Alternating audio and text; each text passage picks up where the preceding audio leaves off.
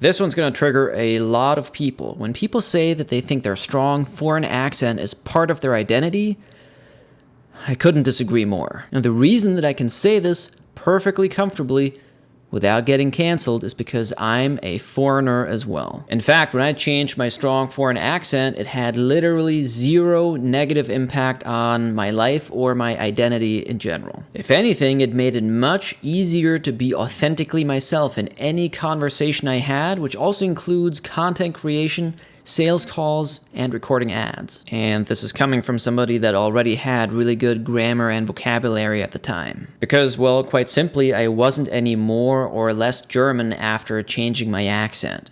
In my opinion, our accents are not cultural at all. They're just a result of our teachers teaching us bad stuff. If I had the choice to go back and learn proper pronunciation in high school, I would much rather do that than learning it the same way again. And if you think that this is unfair, I actually want to challenge you on that. If you want to do business in any other country, you are expected to adhere to the local culture and the local customs and how they behave. And if you're in my audience, you are most likely an online business owner, so you might be familiar with this term UGC creator.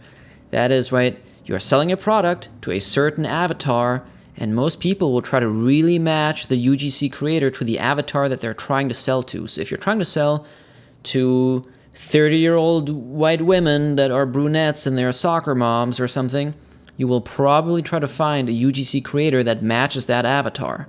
Not just how they look, but also how they speak. Because more often than not, and this is just biology and psychology, people will trust and buy from people that look and sound like them. It's really not rocket science. Now, if you're brand new to working on your accent and you need a place to start, I highly recommend to get started with knowing what not to stress. Most people tend to overstress everything in the sentence, and that makes everything feel very stilted. An easy, high-leverage thing to work on first is what's called weak forms. Those are words that we learned the wrong way in high school. We learned them the stressed, bigger way, but most Americans will say them in a much smaller, unstressed way, most of the time. And I actually made a cheat sheet that has all the weak forms on it, as well as audio files you can listen to while practicing. So if you want to have access to that, comment natural and I'll send it right over.